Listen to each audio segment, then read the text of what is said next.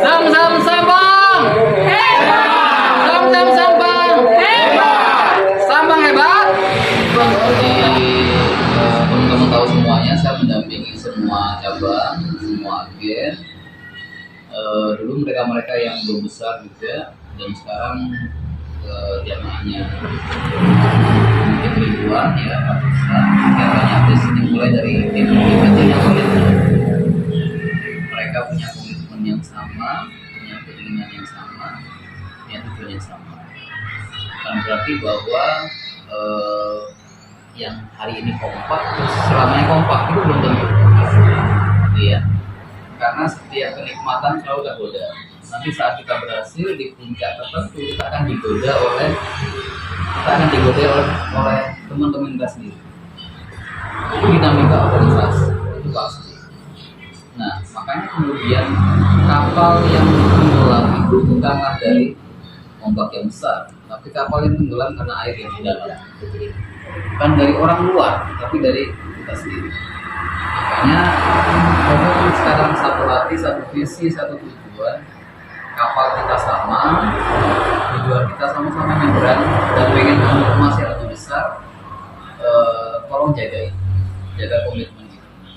Jadi hari ini kita harus berkomitmen bahwa di sini kita semuanya adalah saudara, sedulur, kemudian satu visi berdakwah dan berbisnis. Jadi satu-satunya bisnis ibadah yang kemudian dibayar itu haji dan umroh. Karena ibadah dibayar. Makanya kemudian tim Sampang hari ini yang dikomandani oleh Mbak Ika harus berani satu persatu menyampaikan keinginannya, visi ke depannya untuk pencapaian ke depan. Nah, penjual pentol dan penjual emas itu doanya sama, ya kan? Seperti saya sampaikan kan, bahwa pagi-pagi penjual emas berdoa, ya Allah habiskan daganganku. Penjual pentol juga berdoa, ya Allah habiskan daganganku. Bayangkan kalau penjual emas itu habis dagangannya satu toko, berapa miliar dia dalam sehari. Kemudian penjual pentol setelahnya dikabulkan, emang berapa ratus miliar kalau pentol cuma satu sepeda kan, paling cuma 400.000. Nah, artinya bahwa kita dengan jumlah yang ini banyak sekali menurut saya. Tim segini tuh banyak. Jadi amat sangat cukup untuk kemudian Semadura pun bisa ya. Sudah sangat banyak sekali. Tinggal kemudian memainkan teknologinya, memainkan digitalnya, memainkan kreasinya, bagaimana menggait jamaah sebanyak-banyaknya. Hari ini jangan sampai kerja keras, cukup kemarin kerja kerasnya, sekarang kerja cerdas dan kerja ikhlas. Kerja keras kemarin, karena banyak orang yang kerja keras hanya berkeringat tapi nggak kemana-mana. Ya. Mereka salah, masuk ke pintu door nawarin umroh, itu keliru, lambat kalau gitu. Ya, lambat. Masuk di kelompok pengajian, masuk kemudian komunitas, masuk di corporate, pasang banner di setiap event-event mereka, ya, Agustusan pasang, bikin lomba misalnya Fataya, gitu ya, lomba apa namanya jalan syar'i misalnya, harus ada yel zam-zam misalnya. Jadi kita cuma ngasih trofi atau apa bisa, tapi kita kan sama dengan zam-zamkan mereka. Salah satu strategi dagangnya, strategi jualannya. Nah misalnya kalau kemudian ada 10 kelompok Agustusan ini ya, lomba baris berbaris sampai khusus ibu-ibu muslimat misalnya yang berpakaian syar'i, kan rame, harus ada ikon dalamnya ya. Dibayangkan kalau ada 10 kelompok, satu kelompok 15, 150 emak-emak berkampanye tentang zam-zam. Jadi ada 3 hal yang kemudian harus kita perhatikan. Pertama penjualan, ya. Yang pertama penjualan, teknologi penjualan kita. Jadi kalau sampai hari ini pencapaian kita kurang maksimal, berarti kita salah. Cara menjualnya salah, bukan produknya yang salah. Ya, orang jualan nasi itu jajar, nggak bakalan kemudian Tuhan salah alamat nasi. Orang jualan pulsa itu jajar, itu nggak masalah. Harganya gajah cuma 500, bahkan ada yang lebih mahal. Tapi mereka yang lebih mahal ini betul-betul melayani dengan hati, dengan senyuman, bikin orang nagih ke sana, itu nagih gitu. Senang banget ke sana beli pulsa ya kan.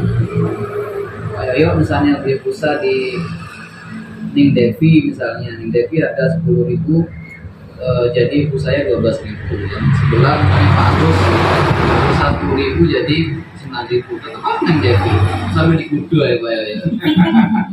Nah ini kan pelayanan, orang nyaman di sana berlama-lama ya. Makanya kantor ini dia jadikan sebagai kantor, jadikan sebagai markas. Iya, kantor ini jadikan sebagai kantor, jadikan sebagai office, tapi jadikan sebagai office pusat kegiatan. Kalau malam ngopi di sini, pasang apalah, ya itu udah hanya kantor, rugi kita, rugi banget kita kalau hanya sebagai office. Kita bukan kemudian kantor pertanahan, pagi buka, siang malam sore tutup gitu. Kita ini kantor pelayanan, office, home base. Kita itu udah rumahnya umat, rumahnya rakyat, rumahnya orang, tidak pernah tutup, tidak pernah tutup. Jadi kelihatan ada nyawanya, kelihatan kantor ada nyawanya. Kan berbeda dengan kantor gitu aja. Ya banget kalau nggak ada jamaah, kalau ada jamaah aja di sini, itu pelanggaran. Nah, jadi fungsi kantor itu. Jadi teknologi penjualan kita. Kemudian yang kedua baru kontennya, ya konten itu isinya. Isi itu isi yang kita jual. Kalau kemudian sudah satu grup, misalnya orang yang sudah kita mampu kita raih di satu bulan ini bisa satu grup, kan harus mampu menjual konten-konten umroh yang berbeda dari yang lainnya, grup yang lain.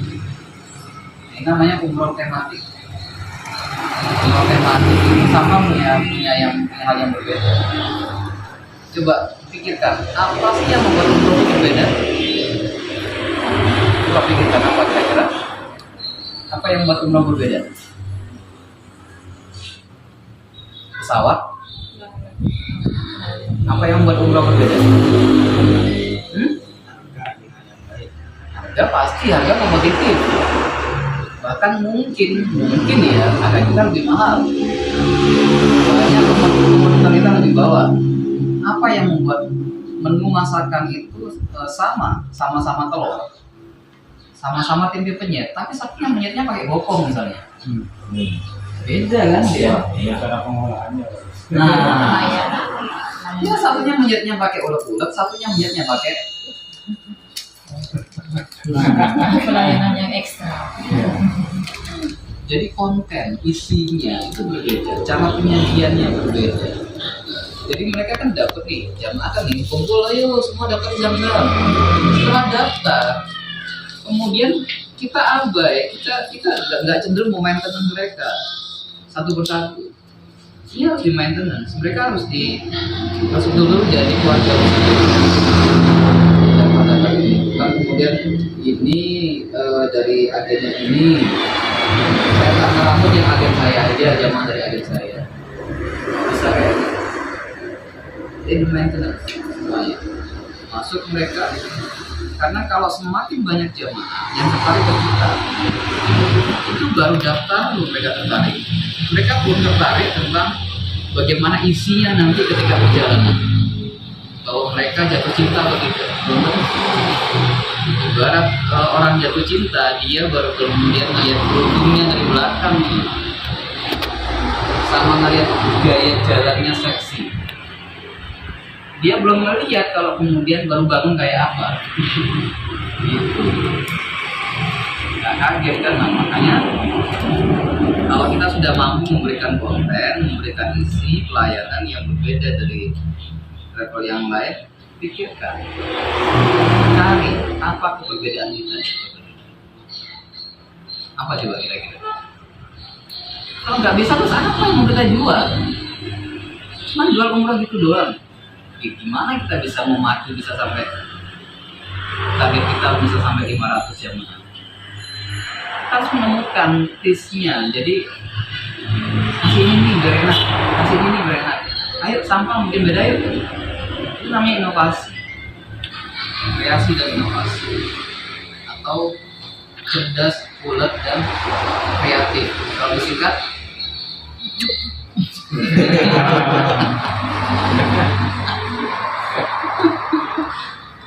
cerdas, ulet dan kreatif. Yang disingkat. Karena disingkat misunya orang Surabaya. Asli. Hah? Asli. Jadinya pincu. Dan juga kreatif. Gitu ya. Jadi setelah mereka tertarik mendaftar, kita masih punya yang kedua, yaitu melayani mereka saat di perjalanan. Perjalanan harus diberi konten yang berbeda. Sampah beda. Pelajari kasus mereka, kenapa mas sampai tertarik dengan ikut di Zam-Zam. Dan yang kedua, kenapa sampai tertarik daftar di Zam-Zam sampah. Harus tahu kisahnya apa yang membuat mereka tertarik. Nah, kalau kemudian tahu hal yang membuat mereka tertarik, pertahankan kepercayaan mereka. Begitu caranya. Apalagi orang-orang tertentu yang dia satu orang ini ngefek ke banyak orang. Tampaknya memang tapi dia punya masa di belakang bagian dalam sebuah pelayanan. Itu ya. Mungkin hal yang berbeda, belajar perjalanan, prosesnya sampai kepulangan. Itu harus dipikirkan, dirapatkan dan jadikan pakem. Misalnya ya, pola pengantaran jamaah, pola penjemputan jamaah, ini harus betul-betul rapi, betul-betul berbiar dan rapi. Ini menjadi ciri khas nanti dari sampah. Kalau kita berhasil, itu menjadi kampanye kita atas orang bangga. Saya daftar sampah aja, saya daftar di Baik aja, daftar Baik aja begitu. Karena ada hal yang udah ya, saya di pelayanan yang konten. Dan yang ketiga adalah di fase penjagaan kualitas mental dari mantan jamaah kita setelah mereka pulang. Ini dijaga kualitasnya, didampingi dulu mereka, itu langsung diculno. Jadi grup dibikin itu jangan langsung dibubarkan, paling nggak harus 1 bulan, paling nggak 1 bulan kalau dibubarkan. Ya betul. Kemudian pertemuan ya betul. Jadi di maintenance-nya begitu, alumni makanya kan sejak di anu saya kan akhirnya saya gagas tentang itu. Bahkan saya bikin lomba TikTok jamaah saya lomba TikTok saya bikin, kemudian umroh hakikat award saya bikin. Jadi mereka kita kasih reward gitu. Mereka yang ibadah yang paling bagus sebelum berangkat terus diumumkan, bagus kasih reward. Walaupun hanya gamis gitu.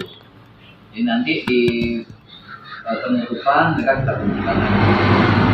Nah itu sangat besar. Jadi 3 hal ini, teknologi penjualan, kemudian pelayanan dan perawatan kualitas. Mereka kualitas kepada mereka setelah berubah. Kalau 3 hal ini bisa kita jaga, saya pikir kita bisa dalam sebulan targetnya minimal 1 base itu amat sangat bisa. Kita banyak kurang ya orang-orang yang berpotensi. Semua ketemu orang Islam tadi kan? Ya iya, nggak ketemu orang komputer. Nah, saya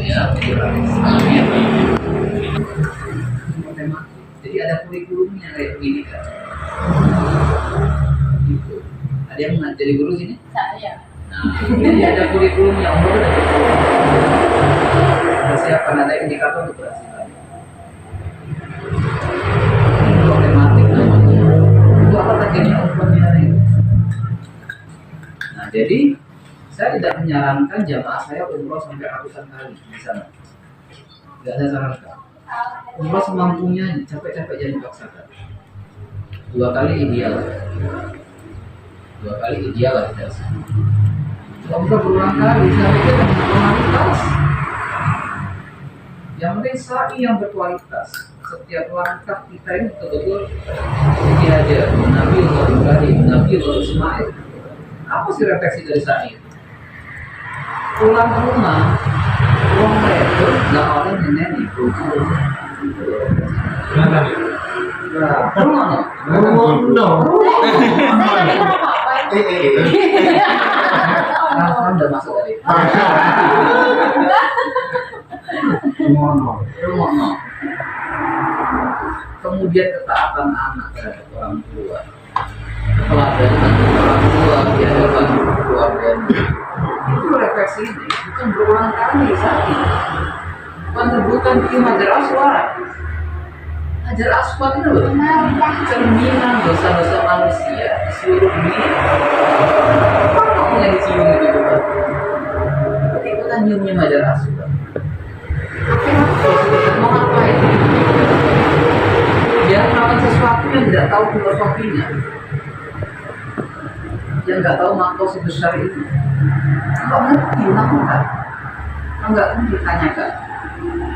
Dia bisa menjelaskan mereka. Mama, aku pengen cuma jelas sumpah sampai ngikutin orang disebutkan orang yang jelas. Oh, jawab orang aja kayak kita. Nafsunya yang besar. Nafsunya yang besar. Bagaimana kemudian setiap langkah kita bertawaf betul-betul menetapkan di hadapan Allah.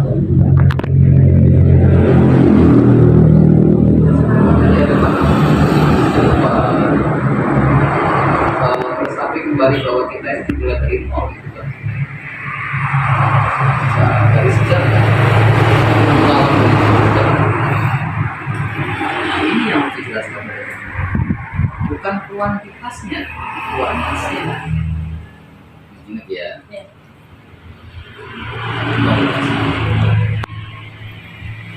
Bisa tidak melanggar dengan yang berulang kali. Maka itu dengan ciri khas pemimpin masing-masing kalau dengan saya harus berkesinambungan. apa itu? Visual.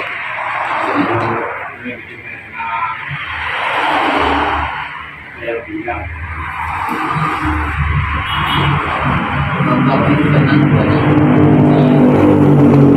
Permainan juga misalkan lihat akhir umroh manapun semua caranya adalah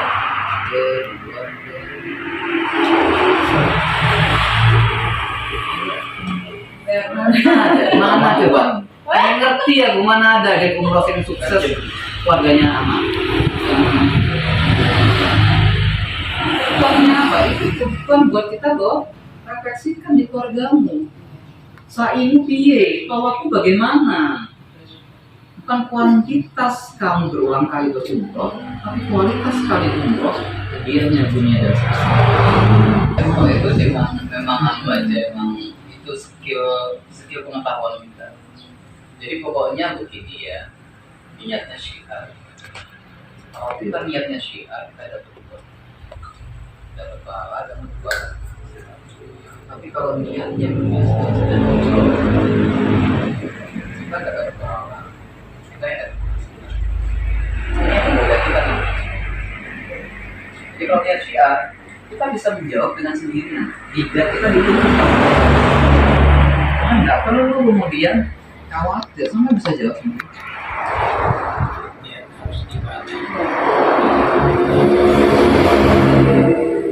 Niatnya betul-betul nih. Rata-rata Jadi ya pertama yang tentang keyakinan.